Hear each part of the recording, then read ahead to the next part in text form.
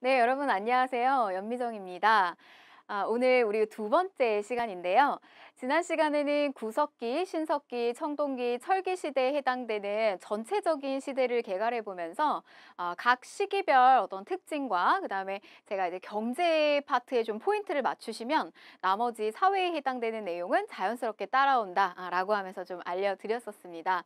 자, 그런데 여러분 지난 시간에 배운 내용들 중에서요. 계급이 발생을 하면서 나라가 형성되는 시점이 언제였는지 기억하실까요? 바로 그 시기는 벼농사가 시작됐던 청동기 시기였습니다. 그래서 바로 이 청동기 시기부터 우리나라 최초의 고조선이라고 하는 나라가 이 청동기 문명을 바탕으로 해서 탄생이 됐구나라고 하는 걸 우리가 알 수 있게 됐는데요.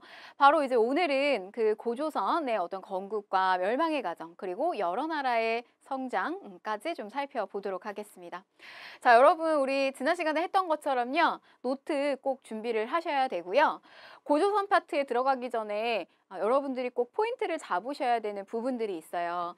자, 우선 첫 번째로 BC 2333년경에 요거는 우리가 문헌 상의 기록을 통해서 고조선이 BC 2333년에 건국이 됐다더라라고 하는 것을 우리가 알 수 있게 됐는데요. 동급 통감이라고 하는 기록을 통해서. 그래서 이때 고조선이 건국이 됐구나.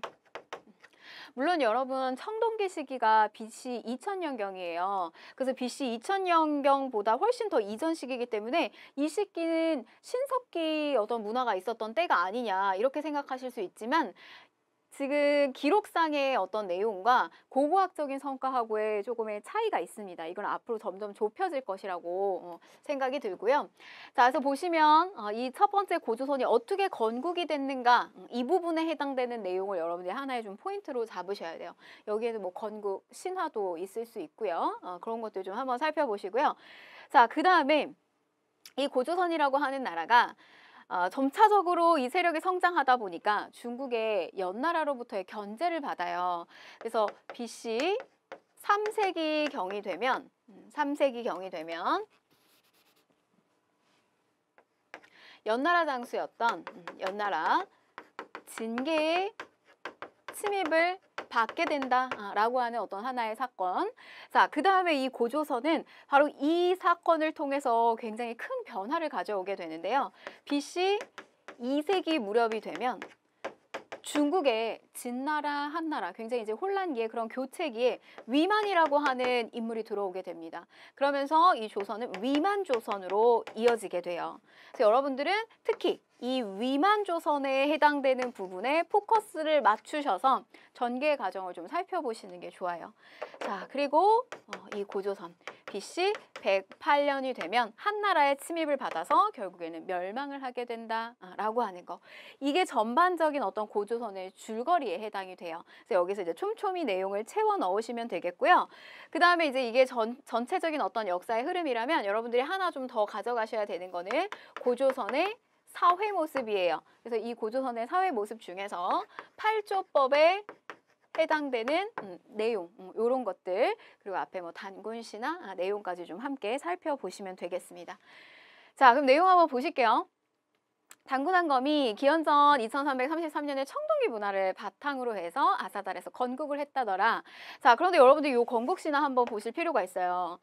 우리 이 심화 과정을 좀 선택하고 들어오신 분들은 단군 신화에 대해서는 한 번쯤은 들어보셨을 거라고 생각이 드는데 뭐 대략 내용은 이렇죠.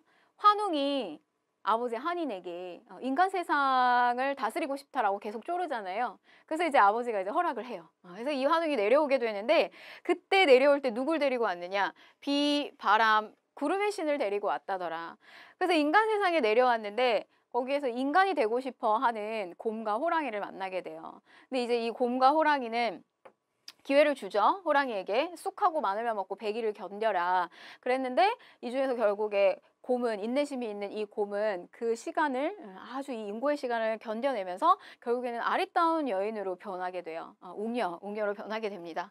그래서 이 아리따운 여인으로 변하게 된 이 웅녀와 환웅이 결국에는 호인을 하게 되었고 그 사이에서 나온 인물이 단군 왕검이라더라. 뭐 여러분 이렇게 듣다 보면은 뭐 들을 때마다 참 이 이야기가 굉장히 이게 역사적 이야기가 맞나? 라고 하는 생각이 들 정도로 좀 허무맹랑한 부분들이 있는데요. 여러분 이거는 신화예요. 근데 이걸 단순히 그냥 신화로서 꾸며낸 이야기로서 이렇게 치부해 버리는 것이 아니라 이 이야기를 통해서 우리 민족의 어떤 역사의 뿌리를 하나씩 조금 찾아보는 그런 과정을 거치셔야 되는데 내용을 보면 이런 의미가 들어가 있습니다. 자, 비, 바람, 구름, 신을 데리고 왔다. 이거는 외부로부터 들어온 유이민이 바로 농경의 기술력을 가지고 들어왔다라고 볼 수가 있어요. 이제 우리가 해석을 하는 거죠, 역사적으로. 그래서 농경 사회를 이끌어가는 나라는 굉장히 이런 어떤 날씨의 변화에 민감할 수밖에 없단 말이죠. 근데 이런 기술력을 가지고 들어왔다라고 하는 것을 우리가 이 신화 속에서 볼 수가 있어요. 그래서 농경 사회였다는 거. 자, 그 다음에 어떤 토템적 신앙도 보여지고 있어요. 그래서 곰, 호랑이. 그런데 어떤 그 외부로부터 들어온 유이민과 그다음에 기존의 세력이었던 곰 부족과 호랑이 부족이 있었는데 이들의 갈등 사이에서 결국엔 누가 승자가 된 거죠? 그렇죠. 곰. 이 곰 부족이 승자가 됐다라고 볼 수가 있죠. 그래서 이 곰 부족과 외부로부터 들어온 유이민 세력, 농경 기술을 가지고 이 유이민 세력하고의 어떤 결합을 통해서 결국에는 이제 이 나라가 형성이 됐다라고 하는 걸 우리가 여기서 추측해 볼 수가 있어요. 여러분, 우리 일본이나 가까운 일본이나 중국의 어떤 신화나 이런 걸 보면요, 우리나라보다 더 합니다. 일본 같은 경우는 이자나기, 이자나미, 뭐 남매 설화 뭐 이런 게 있어요. 그래서 이 두 남매가 쇠창 가지고 바다를 일본 바다를 이렇게 휘휘휘 젓다가 이 나무 끝에서 나오는 이 물방울을 가지고 일본의 어떤 섬이 만들어졌다. 뭐 이런 이야기도 전해져 내려오고요. 중국 같은 경우는 반고설화가 있죠. 그래서 이 아주 이렇게 조그마한 구멍에 이 방고가 땅하고 하늘을 만들어내잖아요. 쭉 만들어내서 방고의 사지가 말하자면 이제 이 천지를 창조하고 방고의 뭐 눈이라든지 이런 것들이 태양이나 달을 이렇게 만들어내는 뭐 그런 이야기가 전해져 내려오고 있어요. 그러니까 우리는 이제 그게 단순하게 그냥 꾸며진 이야기로서 보는 것이 아니라 그 이야기를 통해서 우리의 어떤 역사적 의미를 하나씩 하나씩 이렇게 찾아보는 거죠. 자, 그래서 얘기가 길어졌는데요. 여러분 이제 이런 어떤 의미를 우리가 찾아볼 수 있다라고 하는 겁니다. 단군한검이라고 하는 이 어떤 명칭을 통해서도 우리가 이 사회의 모습을 추측해 볼 수가 있어요. 그래서 이 단군은 박달나무 단자예요. 그래서 정치적 지도자가 있는데 이런 박달나무 단상 위에서 할 수 있는 거 뭐예요? 제사 지낸다. 그래서 여기에는 제사장이라고 하는 의미와 그 다음에 이 왕검이라고 하는 거. 중국에서 말하면 정치적 지도자를 우리가 왕이라고 표현하죠. 그래서 정치적 어떤 지도자, 정치적 우리가 지배자 이렇게 표현할게요. 그래서 이 제사와 정치를 두 가지를 동시에 다 하는 바로 이 사회는 재정 일치 사회였구나. 그러니까 단군한검이라고 하는 거는 어떤 한 명을 가리키는 표현이 아니라 어떤 이 시기의 지도자가 하는 역할에 대한 것을 이렇게 통칭하는 표현인 거죠. 제사와 정치를 둘 다 아우르면서 하는 거예요.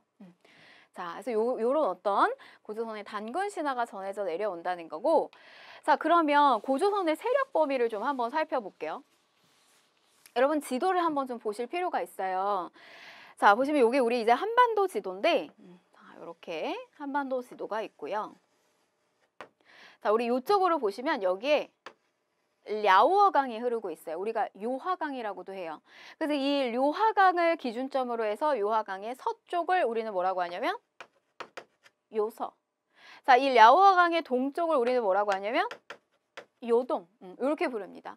그래서 이 요서와 요동, 요 근거지 일대를 우리는 뭐라고 부르냐면 요령지역이다 이렇게 불러요. 그런데 바로 이 고조선이라고 하는 나라가 처음에 이제 중심지가 어디였느냐? 바로 요 요령지역 일대.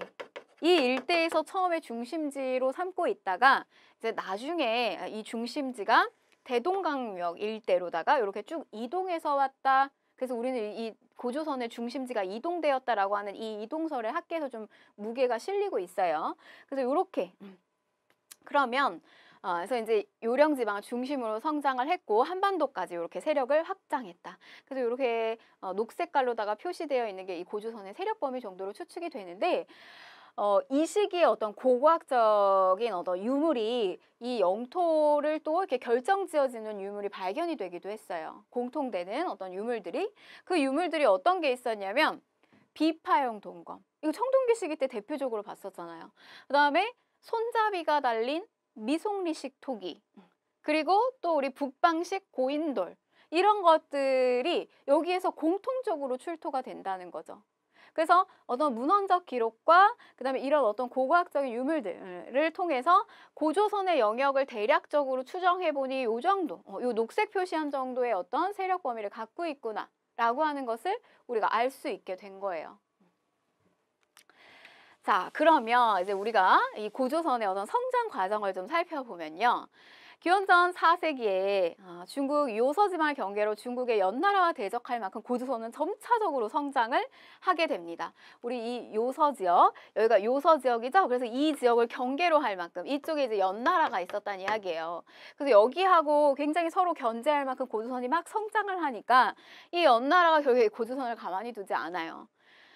기원전 3세기가 되면 연나라 장수의 진계의 침입으로 이 요동 지역을 상실하게 됩니다. 그래서 대동강 유역으로 중심지를 이동하게 되고요. 그래서 제가 앞에서 고조선의 중심지가 요력에서 요동으로 이동했다라고 했잖아요. 근데 이게 어느 시점이겠느냐? 그게 바로 이 연나라 장수 진계가 침입했을 무렵이구나. 이렇게 우리가 추측을 해볼 수가 있습니다. 자, 이렇게 연나라 진계의 침입을 받고 난 다음부터 고조선은 다시 한번 이제 체제에 대한 어떤 정비를 하기 시작하는데요. 부왕, 준왕과 같은 강력한 왕이 등장해서 왕위를 세습을 하게 됩니다. 바로 이 시점인 거죠. 부왕, 준왕과 같은 왕들이 세습을 하게 된다. 그리고 또 관직에 대한 정비도 보여져요. 상경대부, 이런 장군 등의 관직들을 설치, 정비하는 모습도 보여지더라. 자, 그런데 고조선이 다시 한번 또 큰 변화를 맞이하게 돼요. 여러분, 우리 왜 그 광고, 화장품 같은 광고나 어떤 그 제품 광고 보시면 이 제품을 쓰고 난 이전과 이후는 이렇게 변했다. 바로 이 화장품을 쓰고 난 다음에 이전과 이후의 상황은 뭐 이렇다 라고 하면서 굉장히 그 홍보를 막 이렇게 강하게 하잖아요. 고조선에 대한 모습은요. 위만이 들어온 조선의 이전과 위만이 들어오고 난 다음에 이후의 상황이 굉장히 큰 변화가 일어났다라고 생각을 하시면 좋겠어요. 그래서 항상 포커스는 어디에? 위만 조선. 자, 진나라, 한나라. 여러분 진시 황제 아세요? 중국의 역사와 사실은 뗄 수가 없어요. 근데 중국의 이 진나라가 멸망하고 한나라로 교체하는 이 혼란기에 바로 이 위만이라고 하는 인물들이 위만이라고 하는 인물이 유이민을 대거 이끌고 고조선으로 이주해서 들어온 거예요. 그런데 이제 이쪽에 처음에 들어올 때는 당시에 있었던 준왕이 이제 위만이 서쪽 일부의 땅을 자기가 좀 이렇게 다스리겠다라고 하면서 처음에 준왕의 신임을 얻어가지고 다스려요. 그러다가 결국에 이 준왕을 오히려 위만이 내쫓아버리고 자기가 이제 이 영역을 차지하게 됩니다. 자, 그런데 이 위만의 존재가 좀 궁금해요. 중국으로 진한교체기에 와가지고 우리 이 고조선을 지배하게 되는데 이 위만이 어떤 인물일까? 근데 삼국지 동이전의 기록을 보게 되면 이건 이제 중국 측 사료기 때문에 이런 표현을 썼는데 위만이 망명하여 호복을 하고 동쪽의 패스를 건너 준왕에게 투항하였다. 준왕은 그를 믿고 총애하여 서쪽 변경을 지키도록 하였다. 너무 신임했어요. 그래서 오히려 준왕이 나중에 쫓겨나죠. 근데 저게 이제 호복을 풀어서 보면 우리 조선인의 어떤 옷과 그다음에 이렇게 상투를 틀고 왔다고 해요. 그래서 아마 이 위만이라고 하는 인물이 중국 인물이 아니라 이제 우리 동이족에 가까운 이런 인물이 아니었을까 뭐 이런 의견도 있는데 이것보다 사실은 더 중요한 건 뭐냐면 위만이 들어오고 난 다음에 기존의 어떤 고조선에 대한 체제를 뭐 크게 변화시키지 않았다는 이야기예요. 그러니까 기존 시스템이나 이런 것들은 그대로 끌고 가고 그리고 뭐 기존에 있었던 토착민들도 고위 관리층에 많이 올라오고요. 그래서 이게 위만 들어왔기 때문에 여기서 중국 역사 아니냐 막 이렇게 얘기하시는 분들도 있는데 어떤 기존의 체제를 계속해서 이렇게 유지해서 갔다라고 하는 부분에 좀 포커스를 맞춰서 좀 보시고요. 자, 그래서 이 위만 조선이 성립이 되면서 이 세력을 확대한 위만은 왕검성에 침입해서 준왕을 몰아내고 왕위에 오르게 됩니다. 그런데 이제 이때 그러면 이제 위만 조선이 들어오고부터 이 고조선의 모습이 어떻게 달라졌느냐? 바로 이 철기 문화. 여러분 철기는 BC 5세기, 그러니까 BC 4000년경쯤에 철기가 들어오기 시작하는데 이 BC 2세기에 위만이 들어오게 되면서 철기를 본격적으로 수용을 하게 돼요.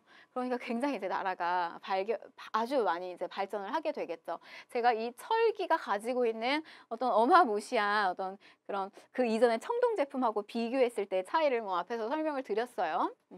농업, 수공업, 상업 이런 것들이 이제 점차적으로 발달을 하게 되고요. 또 정복 사업 활발해진다. 그래서 진번이라든지 임둔이라든지 이런 주변 지역을 또 복속시키면서 광대한 영토를 또 차지하게 됩니다. 자, 이 위만조선 이후에 중국의 이 한나라로부터의 어떤 굉장한 사실 견제를 받게 됐던 위만조선의 경제 활동을 보시면요. 중개무역이 있습니다. 이 중개무역은 어떤 식의 형태로 이루어졌냐면 여러분 역시 지도를 같이 좀 그려주셔야 돼요.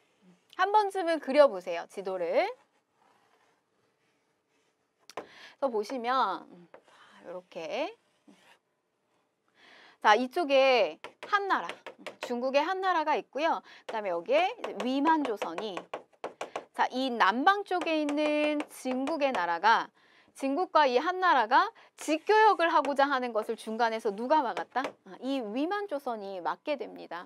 그래서 이 위만조선은 점차적으로 이런 어떤 중개무역을 통해서 경제적으로 굉장히 아주 부유해지게 되고요. 한나라 입장에선 직교역을 하지 못하니까 이 위만조선이 굉장히 좀 껄끄럽게 느껴지겠죠. 결국 이 위만조선은 한나라, 한무제의 공격을 받게 되면서 침입을 받게 됩니다.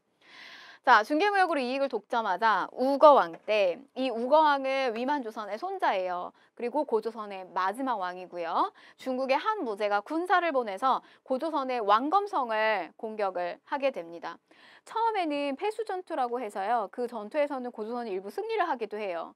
근데 전쟁이 장기화가 돼요. 1년 정도가 장기화가 되자 전쟁이 장기화가 되면 내분이 일어납니다. 전쟁을 계속해서 끌고 가자라고 하는 강경파와 아니다라고 하는 이제 온건파 사이에서 이제 내분이 일어나게 되는데 결국에는 전쟁을 끝까지 끌고 가자라고 하는 우거왕이 강경파였어요. 그래서 이 우거왕과 그다음에 성기장군 마지막까지 활약을 했지만 결국 이 우거왕이 피살당하게 되면서 고조선은 이 왕검성이 결국 함락이 됩니다.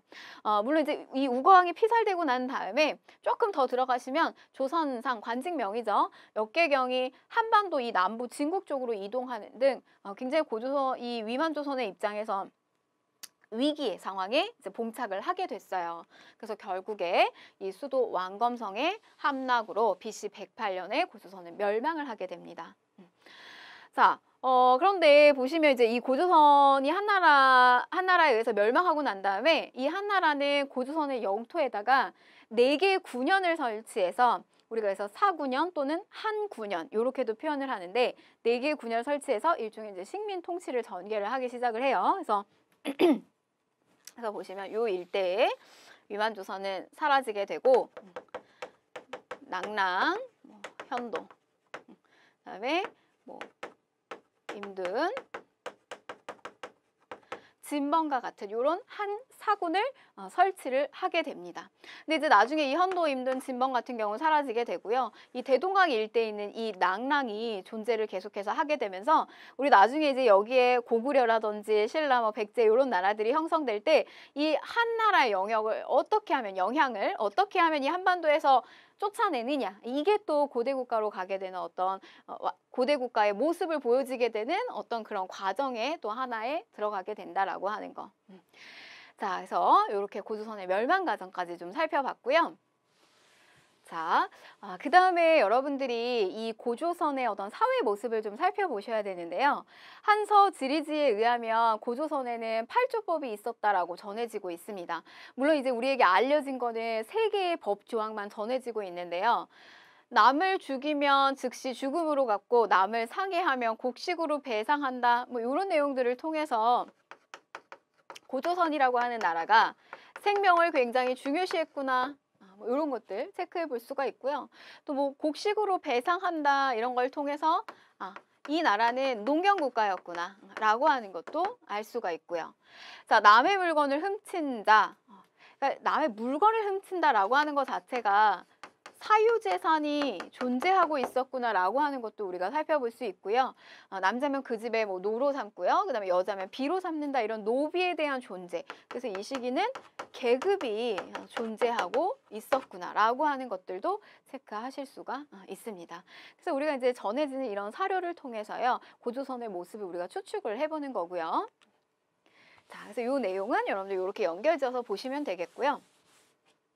자, 그런데 이 고조선이 한나라에 의해서 이제 멸망을 하고 난 다음에는 이 한 구년에 지배를 받았던 토착민들이 여기에 항거하는 일들이 많이 생겼을 거란 말이죠. 그리고 나라도 굉장히 다양하고 복잡해지겠죠. 그러다 보니 법이 원래 그 이전엔 8개 조항으로 이렇게 있었는데 이후에는 법이 60여 개 조로 이렇게 늘어났다라고 하는 것도 사회적 모습으로 좀 살펴볼 수가 있습니다. 자, 문제 좀 한번 풀어보도록 할게요. 자, 여러분 이 고조선 파트 공부하실 때 항상 중심, 이 순서, 나열되는 문제들이 잘 출제되는데 파트 어디 중심으로 잡아라? 이 위만 조선을 중심으로 좀 잡으셔야 됩니다. 자, 그럼 쭉 보시면 가의 시기에 있었던 사실로 옳은 것을 골라라. 주나라가 약해지자 연나라가 스스로 왕이라고 칭하고 동쪽으로 침략하려니 조선의 후 역시 스스로 왕을 칭하고 군사를 일으켜 연나라를 공격하려고 하였다. 연나라와 고조선이 서로 이렇게 견제하면서 좀 이렇게 갈등을 빚고 있는 어떤 그런 모습이에요. 자, 가 넘어가서 그 다음에 위만이네요. 위만이 망명해서 들어왔다. 준왕은 그를 믿고 총애하여 땅을 주었다. 이후의 상황은 결국 준왕이 쫓겨났다. 이런 내용이 나오겠죠. 그러면은 요 위만, 요 앞에. 자, 그러면 가. 정답 뭘까요, 여러분? 연나라하고 서로 지금 뭐 말하자면 이제 서로 경계하면서 째려보고 있는 거예요. 결국 BC 3세기 무렵에 연나라 장수 징계가 침략해서 들어오게 됩니다. 요거 그리고 연나라 장수 징계의 침입으로 인해서 고조선의 서쪽 땅 일부를 빼앗기게 되면서 이때부터 다시 체제 정비하는 모습들도 좀 보여지더라. 부왕, 준왕 등 강력한 왕이 등장하여 왕위를 세습하였다. 위만 앞시기에 해당되는 내용이에요. 이렇게 문제 고르시고요. 한나라 무제가 군대 보내 왕검성을 공격하였다. 위만조선 이후 상황이죠. 자, 그리고 조선상 역계경이 진국 남쪽으로 이동해서 위만조선의 아주 입지가 굉장히 또 약화되는 그런 상황. 그래서 결국에는 왕검성까지 함락되는 상황으로 이렇게 전개 과정 살펴보시면 되겠습니다. 정답은 2번이 되겠네요. 자, 다음 기출주제 여러 나라의 성장 보실 텐데요. 자, 여러분 이 여러 나라의 성장도 전반적인 어떤 큰 그림을 좀 그려보셔야 돼요. 여러분들 이 파트에 들어오셔서는 이제 고조선이 멸망하고 난 다음에 이제 철기 문화를 바탕으로 하면서 우리가 저 만주 지역부터 시작해서 한반도의 남쪽 지역의 다양한 나라들이 형성이 되기 시작을 합니다. 여러분들 지도 하나 그리시고요. 그 다음에 위치에 대한 파악을 좀 하나씩 해보도록 할게요.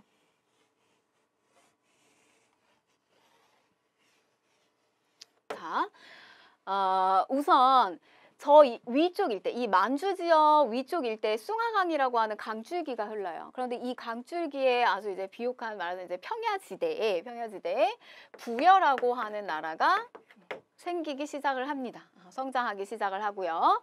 그 다음에 또 요 아래쪽으로 졸본이라고 하는 지역에 근데 이제 지역적 어떤 환경적 조건은 산악지대였어요. 그래서 농사가 잘 되지는 않았습니다. 자, 바로 고구려라고 하는 나라가 졸본 지역에 건국이 되고요.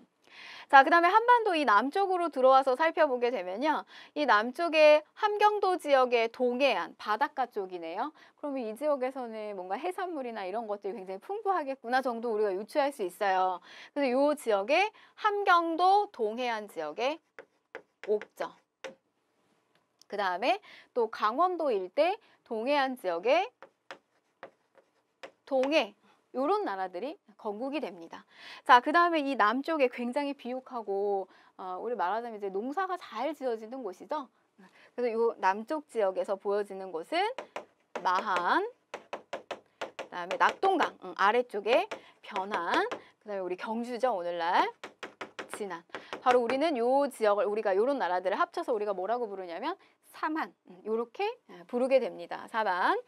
자, 바로 이제 이러한 여러 나라들이 성장을 하게 되겠고요.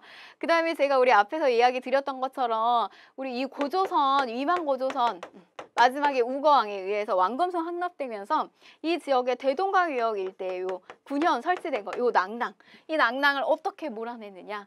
미리 좀 결론부터 이야기 드리면 이 고구려 쪽에서 이 낭낭은 나중에 밀어내게 됩니다.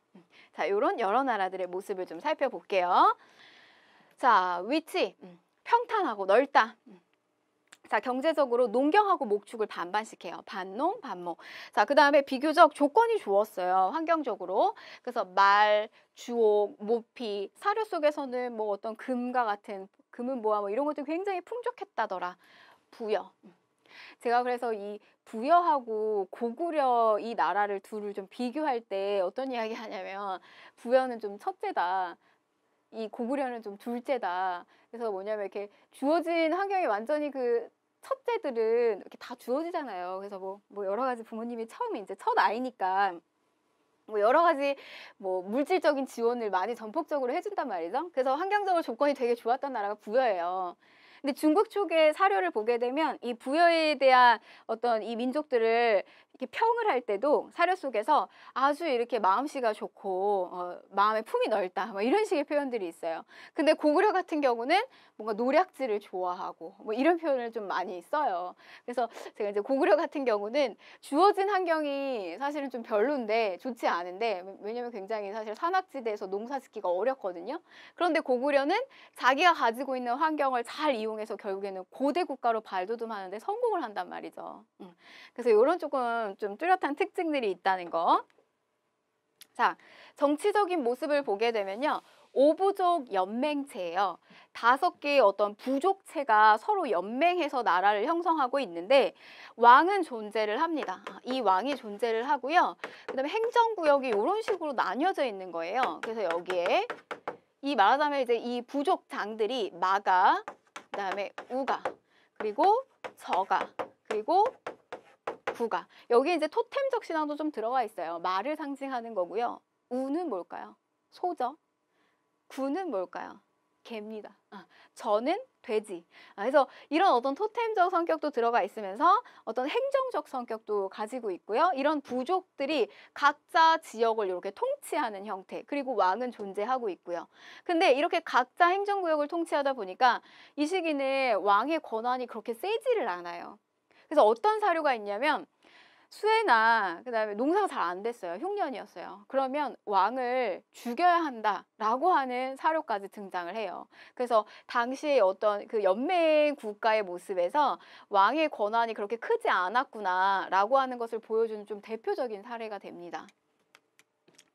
자, 뭐 이들 우가, 구가, 저가들은요 밑에 관리들도 다 있어요. 왕 못지않게. 그러니까 권한이 굉장히 막강했던 거죠.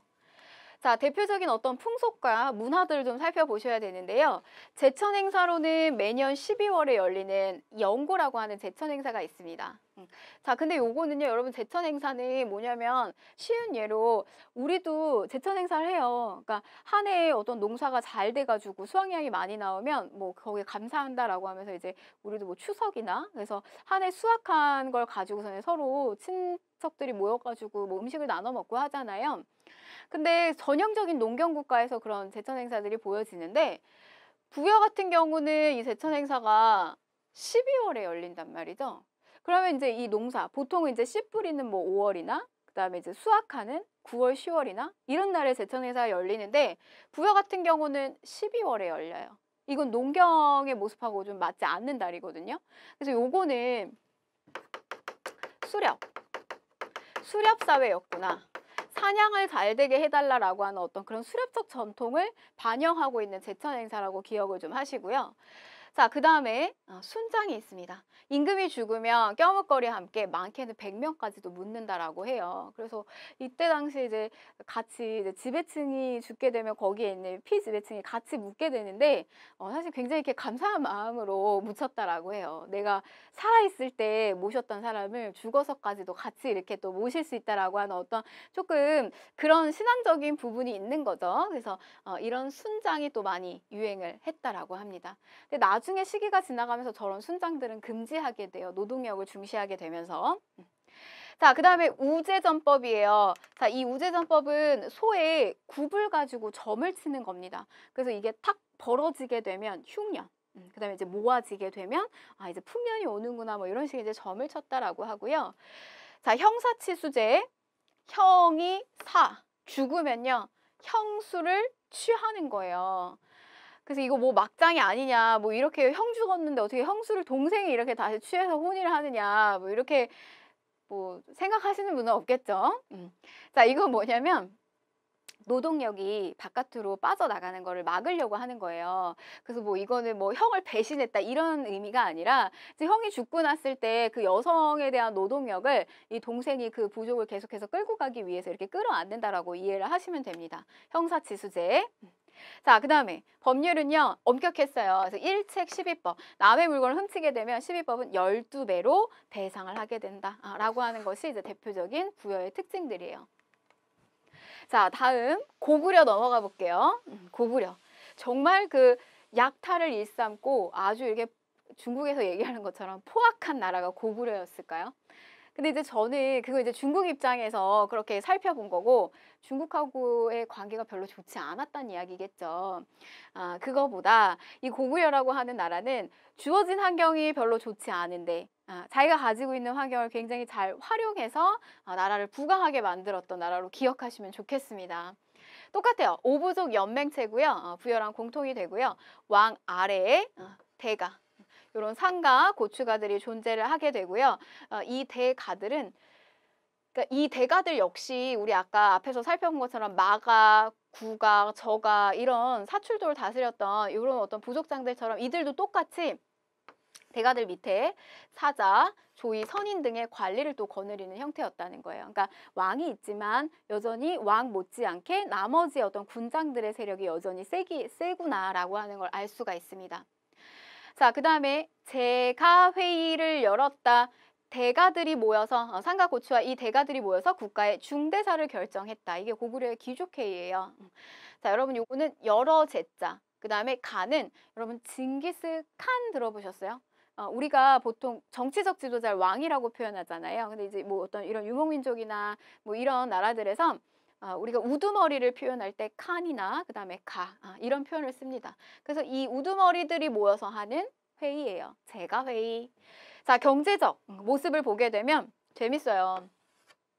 산악지대라 농사가 잘 안 되니까 이들의 주된 경제 활동은 약탈이에요.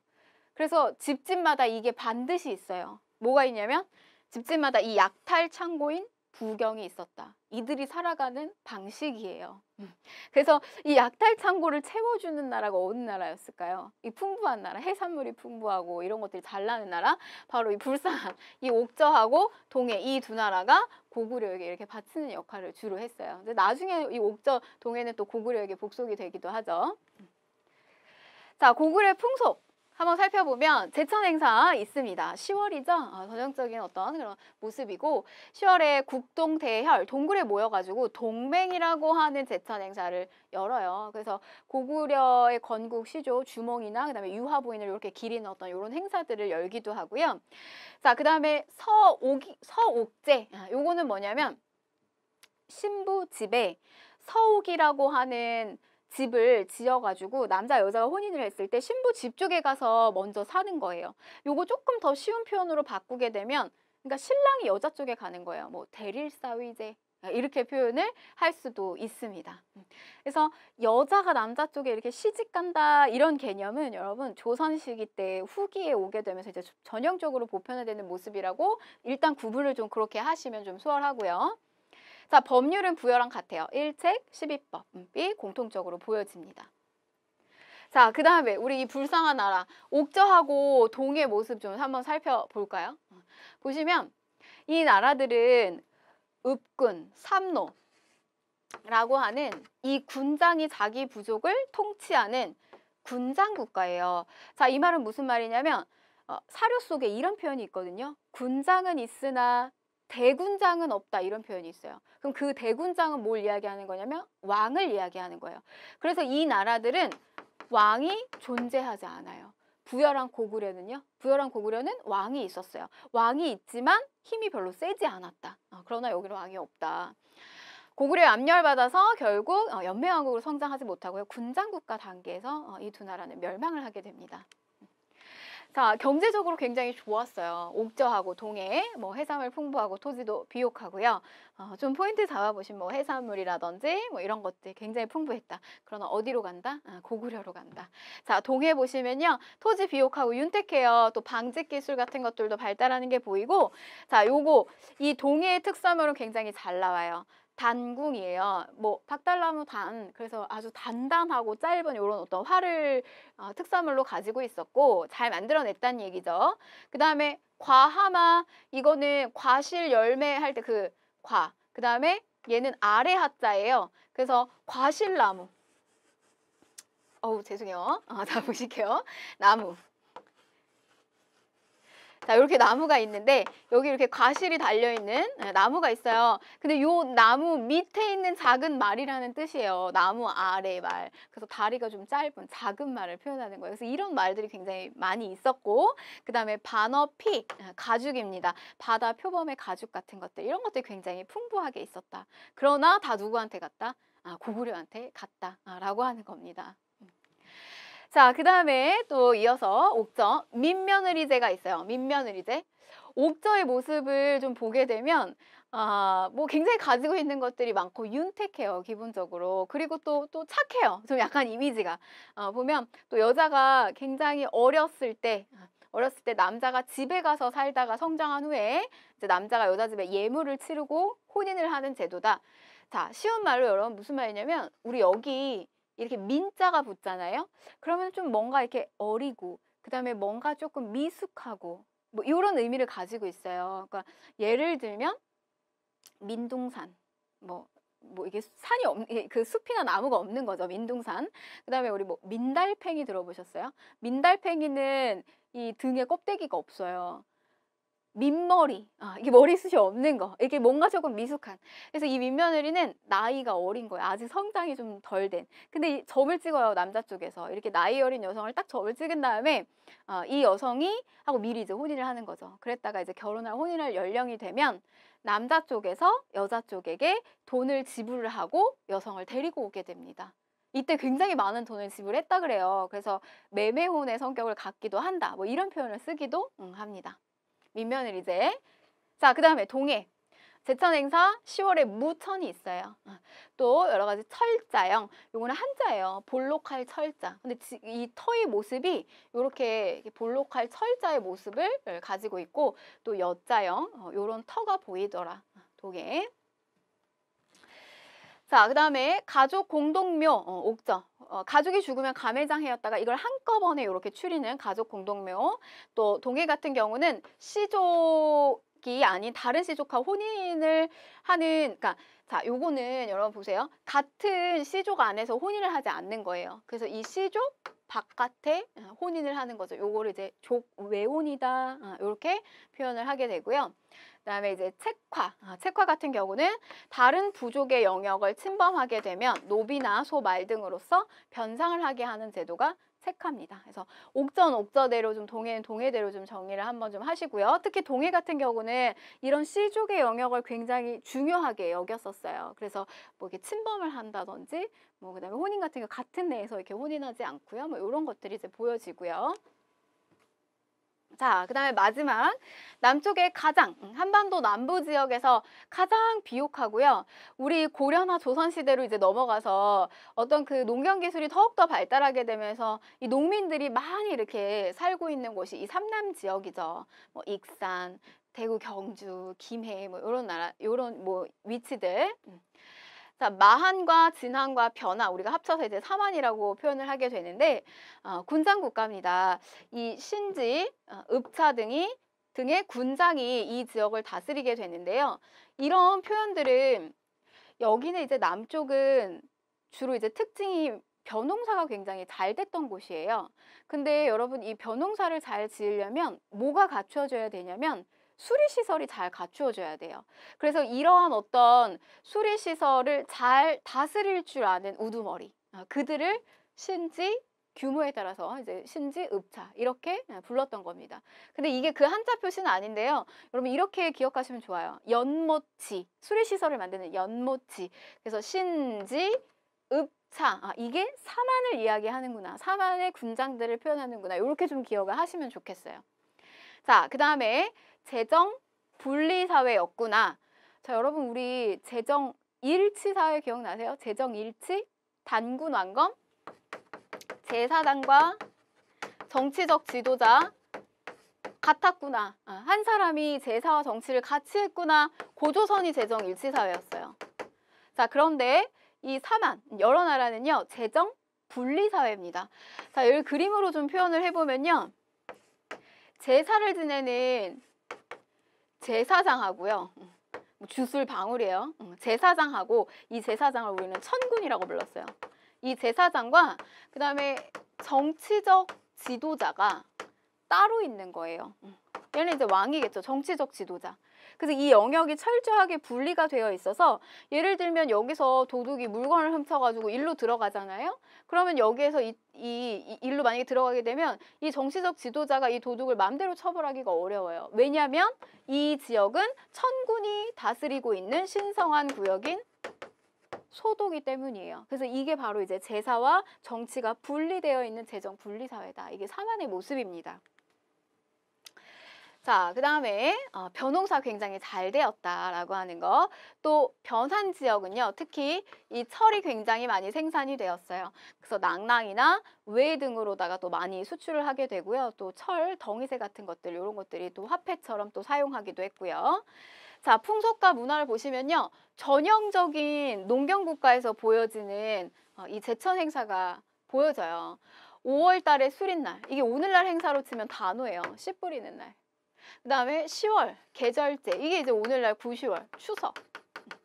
이런 것들이 농경국가인 사만에서 이제 많이 보여진다는 거죠. 자, 그 다음에 이제 또 특이한 거는 진안과 변안에서는 남녀가 몸에다가 문신을 새기는 이런 풍습도 있었다라고 해요. 어떤 이렇게 미적인 부분을 또 추구했구나라는 거 생각해 보실 수 있어요. 또 하나 뭐 이렇게 편두. 이렇게 머리를 납작하게 눌러가지고 이렇게 하는 뭐 이런 풍습도 있었다 그래요. 근데 이거 역시도 좀 미적인 부분이라고 생각을 하시면 됩니다. 너무 이해가 안 가신다고요? 뭐 우리가 오늘날에 뭐 성형을 한다든지 그 다음에 뭐 우리 좀 아프리카 오즈나 이런 데 가게 되면은 막 귀나 이런 데 막 피어싱처럼 엄청 길게 이렇게 뚫고 하는 모습이라든지 이런 것들이 사실은 그 나라 그 민족에서는 미적인 부분을 추구하는 거잖아요. 그래서 뭐 그런 형태의 모습이라고 보시면 되겠어요. 그래서 우리 뭐 신라의 금관, 어떤 금관 같은 거 보게 되면 우리가 이렇게 머리에 쓸 수 없을 정도로 굉장히 이렇게 금관이 사이즈가 작아요. 그래서 아마 이때 당시 이런 편두를 하지 않았을까 이렇게 또 추측을 해보기도 합니다. 바로 이제 이런 것들이 사만의 풍습이라고 보시면 되겠어요. 자, 그러면 문제를 좀 한번 보도록 할게요. 자, 교사의 질문에 대한 학생의 답변으로 옳은 것을 골라라. 자, 쭉 보시면 금과 은으로 만든 장신구 저런 것들이 굉장히 풍부했던 나라 부여입니다. 부여. 12월에 영고라고 하는 제천 행사를 열었대요. 자, 보면 1번 민며느리 이제 혼인풍습이 있었어요. 민며느리 옥저죠. 자, 2번 철이 많이 생산됐어요. 그래서 이 남쪽의 변환 지역에 철이 많이 생산돼서 위로는 낭낭으로 그 다음에 아래로는 이 외로다가 이렇게 교역을 많이 했고요. 그래서 요거는 변환. 자, 3번에 여러 칸 이런 우두머리들이 별도로 마가, 우가, 저가, 구가, 사출도. 자, 요거는 부여입니다. 그래서 정답은 3번이 되겠고요. 자, 4번 단궁, 과하마, 그 다음에 반어피와 같은 이런 아주 다양한 특산물 어디서 많이 나왔다? 동해. 자, 대가들이 있고요. 사자, 그 밑에 사자, 조이, 선인 등과 같은 관리를 거느리고 있어요. 대가들이 왕 못지않게 여전히 힘을 가지고 있었어요. 초기 모습이죠. 고구려의 모습입니다. 이런 어떤 부여와 그 다음에 기타 여러 나라에 대한 특징들을 정리를 해봤습니다. 자, 이렇게 내용을 쭉 정리를 해봤는데요. 여러분 여기에서 하나만 조금 더 정리하고 들어갈게요. 뭐냐면 우리 제천 행사는 여러분들이 좀 따로 정리를 다시 한번 해보실 필요가 있어요. 자, 이 부여라고 하는 나라 12월에 뭐가 있었다? 영고가 있었고요. 자, 고구려라고 하는 나라 제천행사 뭐가 있었다? 동맹이 있었습니다. 국동대열에서 하는. 자, 그 다음에 동해에 뭐가 있었어요? 10월 달에 무천이라고 하는 제천 행사가 보여지고요. 그 다음에 요 삼안에서 보여지는 제천 행사 뭐가 있었어요? 계절제, 또 수린날. 요런 어떤 제천 행사들이 보여지더라. 그래서 제가 여러분 요거 지도 그리고 위치 한번 보시라고 했습니다. 그리고 여러분들은 요런 어떤 제천 행사, 그리고 이들 나라들의 어떤 특징, 민며느리제, 뭐 가족 공동묘, 뭐 이런 것들, 이런 특징들을 다시 한번 노트에다가 한 번씩 정리를 해보시면 좋겠어요. 자, 그러면 이제 여기까지 해서 우리가 여러 나라까지 좀 살펴봤는데, 제가 이 빈출 키워드, 이거 교재에는 좀 앞쪽에 있거든요. 근데 제가 이거를 처음부터 얘기하면 개념을 여러분들이 모르시니까 좀 뒤로 좀 뺐습니다. 빈출 키워드 탑 5 안에 들었던 거, 최근 3개년 기출 중에서. 자, 볼게요. 자, 5위, 4위. 여러 나라에 대한 거 많이 출제가 되고 있고요. 그 다음에 3위로는 역시 우리나라 최초의 나라죠. 고조선. 자, 2위는 가락바퀴네요. 신석기 시기 때 원시 수공업의 형태를 알려주고 있는 그런 유물이죠. 가락바퀴. 자, 그러면 1위 뭘까요? 두구두구. 1위 뭘까요, 여러분? 가장 많이 출제됐던 거? 반달돌칼입니다. 아니, 이게 왜 많이 출제가 됐을까? 살펴보면요. 여러분, 이 반달돌칼, 자, 이렇게 생겼죠? 근데 이게 여러분들이 착각하기가 너무 좋다는 거예요. 뭐가 좋냐면 얘는 돌칼이에요. 그러니까 석기잖아요. 그래서 여러분들이 석기를 사용했던 시기, 구석기, 신석기 이때 아닐까라고 하면서 이거 많이 혼동하세요. 근데 그게 아니라는 거죠. 언제다? 청동이 들어온 바로 이 시기에 여전히 농경은 뭘 쓴다는 거예요? 석기를 쓰고요. 청동은, 이 청동이라고 하는 제품 자체가 너무 귀한 제품이에요. 그렇기 때문에 저 청동은 아무나 쓰는 게 아니라 지배자들만 쓸 수 있었다. 그래서 뭐 여러 가지 장신구나 무기로서 또 쓰여졌다라고 하는 겁니다. 그래서 출제가 많이 됐다. 이렇게 여러분들 많이 혼동하신다는 이야기예요. 자, 우리가 여기까지 이렇게 해서요. 선사시대 파트, 우리 지난 1강 때 선사시대 파트 지난 시간에, 그리고 오늘은 고조선과 여러 나라까지 한번 살펴봤습니다. 꼭 이거 다시 한번 노트에 정리하시고요. 저희는 이 여러 나라들 중에서 고대 국가로 어떤 나라들이 성장했는지 다음 시간에 살펴보도록 하겠습니다. 네, 여러분 고생하셨습니다.